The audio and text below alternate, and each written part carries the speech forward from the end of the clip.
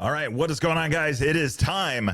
Stage number 7 is actually underway already. Talk about bright and early. So stage number 7 at the 2025 Dakar is already underway. They are getting ready. Well, and I should say it is the commute. The commute to work is underway, and it is a long one today.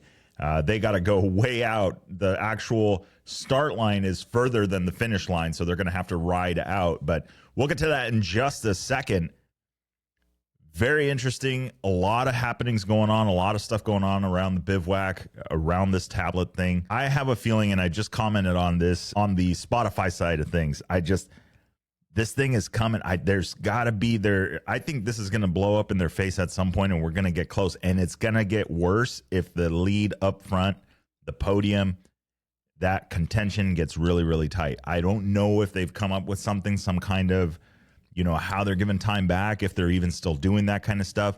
Interesting enough, I haven't spotted any cameras anymore on any of the tablets and any of the shots and videos that I've seen. I haven't seen that. So I don't know what these guys are doing, but I think that's a hot topic. And the comment on Spotify is, to me, that's very interesting in that is this now sandbagging, or is this actual issues with the tablet causing people to slow down? Where's the line on that one? And I know how it happens. I mean, I've been to enough rallies. I've been race director at Baja Rally. I've seen it. Not that they do that, but not the competitors there do that. But it's very easy to see that how the mentality of, if one person has an issue, everybody has an issue, and it's very that mob mentality kind of thing. And especially up at the top, if these guys are complaining, something interesting and a little bit of a.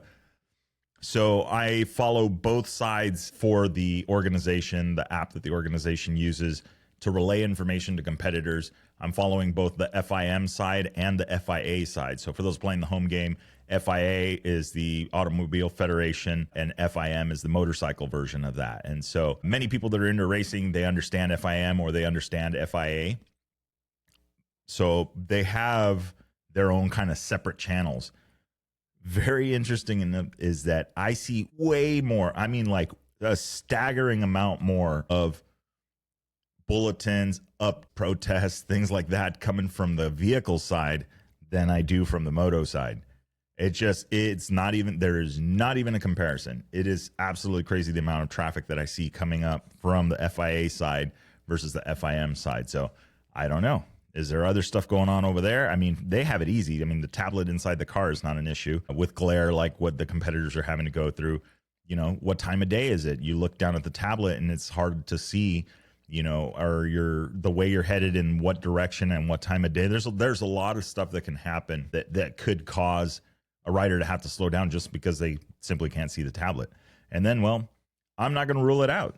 I know guys do. It's been known as the Dakar swing. They even got a name for it. So it's interesting to see how things are going to shape up and how they're going to do. You're going to hear my dog in the background. That's Zero running around.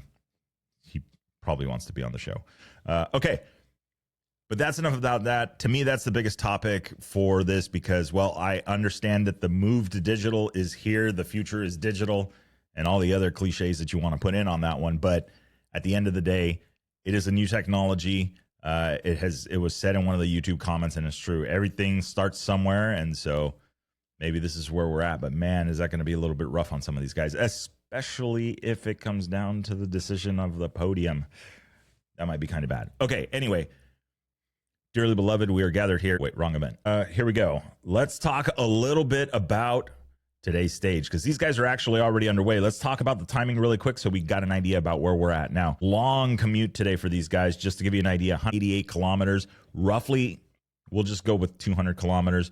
Roughly, these guys are going to be traveling almost 120 miles just to get to the start of the race, just to get to that green flag. So very long day for them and very, very cold. Everybody that I saw in the videos early on right now posted, everybody's in their snow gear, their super thick jackets. It's funny to see Mason Klein on his stuff. I'm sure he's warm, and I mean that's the name of the game, but he doubles in size with all the insulation he's wearing, which I don't blame them.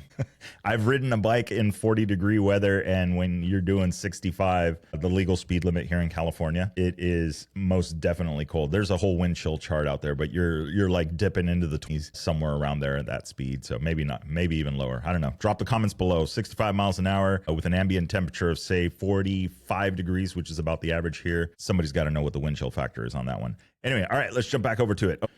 Talking timing really quick. Sunrise over there, 6:48 a.m. Sunset going to be at 17:34 for that. So right around 5:34. Time. First bike to leave on road section A. The control opening is at 4:10 in the morning over there. That's 5:10 p.m. here. That is when the first bike leaves. 5:10 p.m. in Saudi was the first bike leaving. 5:10 in the morning, which would have put it at 6:10, roughly a little under an hour ago. So the bikes are already headed out to it, to the start of the stage. The last bike scheduled to leave at 6:55 a.m., which is going to put that at 7:55 p.m. So we still got about an hour before the end of the bike parade. Then after that, let's take a look here. So this one's going to be interesting. They've split the stage, and let's talk about the stage now. So if you're on the visuals channels, YouTube or Spotify, the graphic is on the screen. But for those of you playing the home game on the podcast, our OGs, here's what we got. So this is one of the few stages at this year's Dakar Rally that they're going to have different routes of a rather large departure from the motos and the vehicles and the route that they're going to be running. So much so this time around, it doesn't sound like a lot, but it's when you look at the map, it's a pretty big difference. So for those of you guys checking it out, it is the blue line that you see on the map. You can tell it's a bit shorter. It almost feels like it's a little more direct from what we can see, but you're looking at a 112-kilometer special stage. The vehicles are going to be looking at about a 419-kilometer special stage, so they're going to tack on those extra 7 kilometers for these guys. So everything looks pretty direct up front, and then it turns the other way around for the vehicles. But anyway, let's talk about it. 188 kilometers just to get to the start of the rally. We are on the top right section. Selective section going to be 412 kilometers, so roughly 4 times 6, 240 miles of racing today on the clock. Then they're going to have another road section to get back to the bivouac. Going to be about 109 kilometers for these guys to get back to home. Total day is looking like 709 kilometers, or roughly 420-ish miles. So very, very long day for these guys. Again, remember, we had talked about this at the top of the show at the preview side of it, that these guys are looking at running about 399 miles per day average. So this is going to be one of those slightly above average days, just like yesterday was. So taking a look at it, it looks like these guys are going to get fuel right at the start, and then they're going to go all the way out to the neutralization right around kilometer 89 for both vehicles and for the bikes.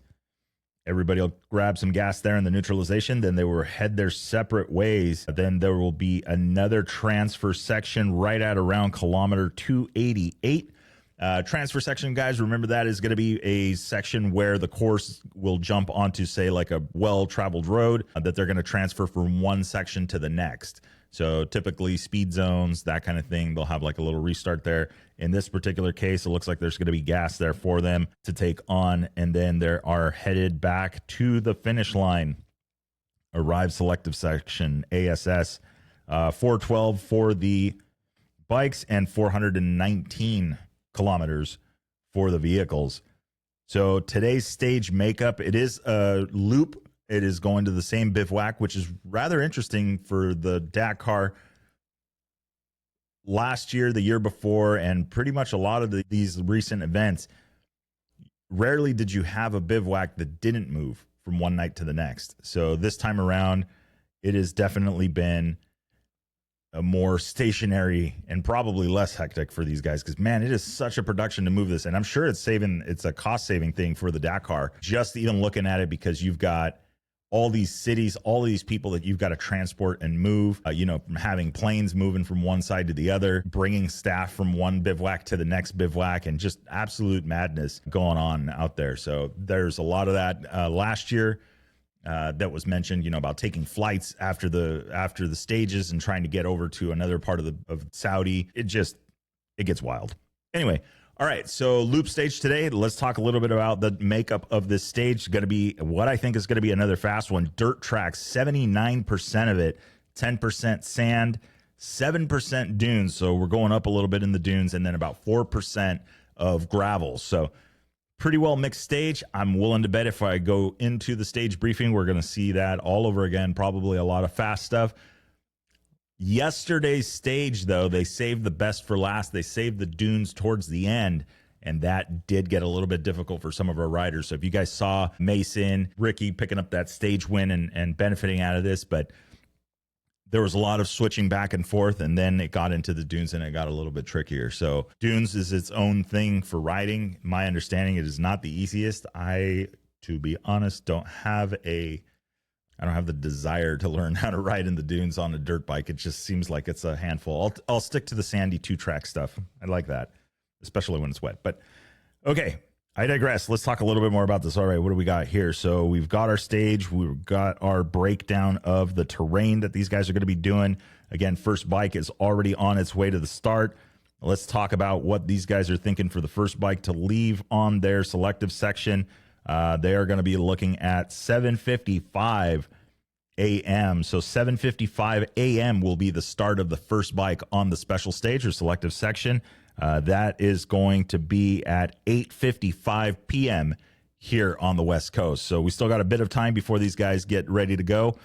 They're on their commute right now, freezing their butts off, trying to make it happen. And then they are expecting the last bike to leave at 9:40 in the morning over there, which is going to put us at roughly 10:40 p.m. here on the Pacific Coast. So still a long way to go before these guys get started, but they're already out there. So very interested to see that. Let's see what we're looking at. They're expecting the first bike back. It looks like the first bike to be back to the bivouac right at around 15:08, which puts that at 3:08 p.m., 4:08 in the morning for us.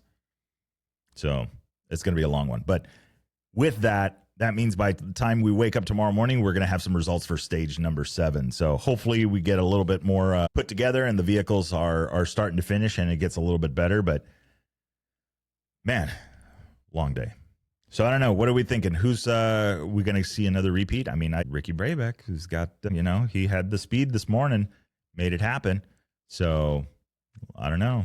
Mason Klein, can't count him out. He was definitely pushing for that stage win early on and then got caught out a little bit later with the dunes, but plenty of time to get another one of those W's. So we'll see. Anyway, with that being said, it's dinner time. It's been a long day.